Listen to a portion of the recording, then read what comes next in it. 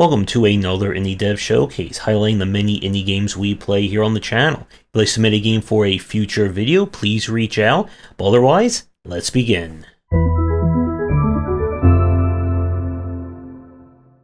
We're starting things off with Deck of Haunts. The footage you're seeing is taken off of 1.0 of the game. It has received updates since, but I don't know if they've changed or what they've added since. What we have here is if we combine Ghostmaster with a deck building roguelike. You play a haunted house on the edge of town, and it's your job to deal with all those pesky humans who keep coming in to investigate. How this one works is that you'll build your home out of different rooms. Rooms have to be of specific size, and they can also be combined into specialty rooms as well. During the night, humans will wander around looking for clues and trying to reach the heart of your home. If they do, they will leave and kind of take knowledge with them, which you don't want. So you must use your cards and the different properties of your room in order to either kill them or drive them insane. And as you deal with them, you'll gain resources that you can then use to upgrade your cards, upgrade your rooms, etc, etc. And you must keep going until, I guess, you get rid of all the humans who are trying to come in.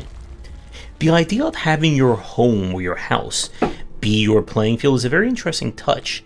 The one issue that I had with the game, which I don't know if they've ever corrected, is being able to predict how the humans move.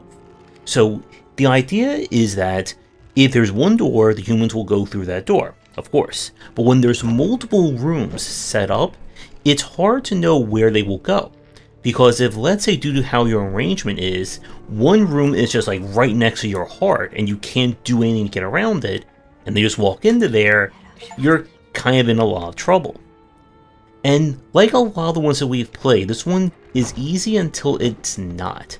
You'll start running into humans with different perks or abilities, such as take less health damage or be more susceptible to mental hits, and so on. And if your house and your cards aren't up to par, you're going to be in for a lot of trouble. I do know they have added in ascension modes, more difficulties. I think they're maybe adding like a campaign as well. And just like the twist on the formula, I think makes this game is at least deserving of a check. So if you're in the mood to do some house haunting, I would give this one a play. We have a different kind of haunting up next with Gray Area. This is a challenging 2D platformer. You play a young girl who's just having some delightful dreams where nothing could ever go wrong. Until she wakes up in a nightmarish dimension where things are trying to kill her, and we're going to have to jump and wall bounce our way to try and solve the mystery. Now, the game comes with different difficulty settings that affect how much health you have, and the overall, of course, toughness of this. And I would highly suggest you do not play this on highest difficulty on your first go. So, the rules here are that you're going to be exploring the world, looking for items and MacGuffins that will allow you to access more of the different stages. Now, one of the things that makes this extra difficult is that many levels will have multiple routes to them. And if, let's say, you miss the important item, you'll need to replay the level again in order to get to that item or take that additional path. You have kind of the Celeste dash tech in this one, but it's a little bit more restrained, and your main use of it is to propel yourself forward and to hit a wall or a surface to bounce off of it, to then go in the opposite direction, hopefully land on something safe. All the while, you are chased by a lot of strange and very weird looking things. And let me once again emphasize, this is not an easy game to play. And if you're looking for a very kind and gentle platformer, this is not going to be it. But if you're in the mood to test your jumping and bouncing skills, it is a very easy, or shall I say, easy, difficult recommendation. And now up is Dice and War. This is a dice building roguelike, where you are doing battle using your dice. In this one, you have, of course, your different dice, and different dice will have different impacts and kind of attack ranges. Some dice will attack in a splash, some are roll-based, some dice will modify the effect of other dice. And your job is to set up your dice each turn to maximize as much damage as you can and stop those nasty enemies from reaching your dice tank of some kind. And of course, after each battle, you'll be able to acquire new dice, upgrade your dice, get dice with specific modifiers, and even more dicey related things. The systems here are very well done, and like any good deck builder, even like an engine builder, once you kind of settle on what you want your strategy to be, you're going to then go focus on cultivating those dice, upgrades, and just trying to destroy your enemies as quickly as possible. The footage you're seeing is based on the demo that we tried in 2025. The game is still in development as I'm recording this, and what you see may not represent the current version or whatever is the current version of the demo.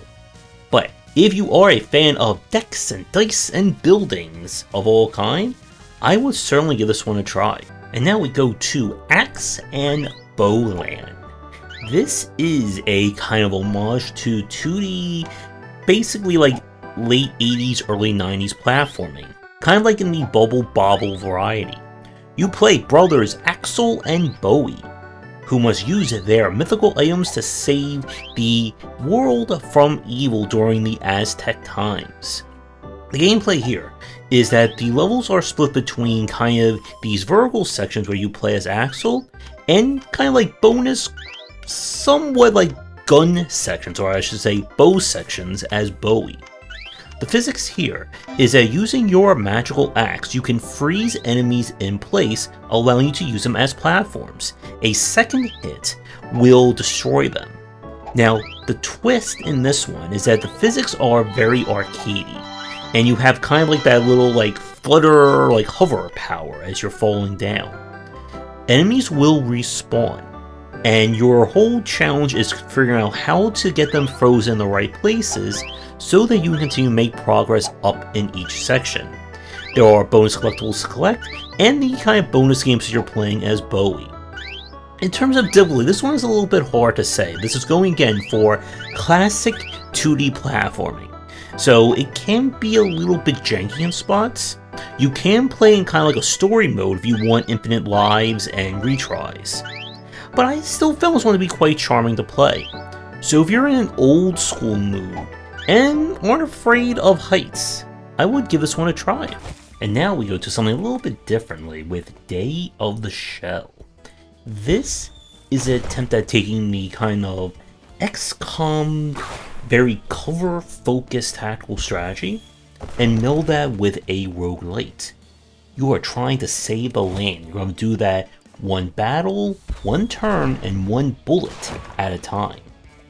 So the basic rules are you'll explore the different island chains, deciding which paths you go down, and then you get into combat turn-based style.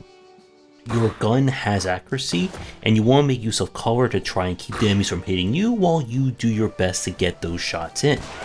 After you win a fight, you'll be able to upgrade your character, gaining different abilities, passives, and so on. Now, one thing to keep in mind, the footage you're seeing is taken from the demo.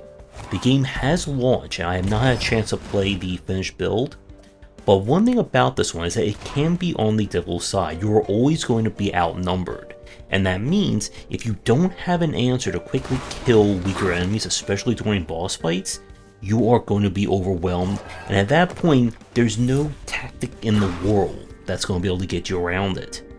So I really like the idea of melding the kind of, again, like cover-based tactical strategy with that of a roguelike, and it is on my list to check out the full game at some point. So I would at least give this demo a try if it works for you, and we'll see, we'll take another look at this one in the future. And now for the last game of our showcase, we go to Zero Protocol. This is survival horror. You awaken in a strange facility with, of course, no memory as to what's going on. Place is locked down, and anything and everything is trying to kill you. And you are going to have to solve this mystery with puzzles and pistol in hand. Our gameplay is pretty much first-person survival horror. You'll explore each level of facility, looking for clues, resources, and of course fighting the occasional enemy. Enemies move very erratically, and you'll need to make sure you get those sights on them if you want to get hits. There's a sanity meter in effect, as being around those spooky things can lower it. If it gets too low, you will start to take health damage, and of course things will get very creepy, to say the least.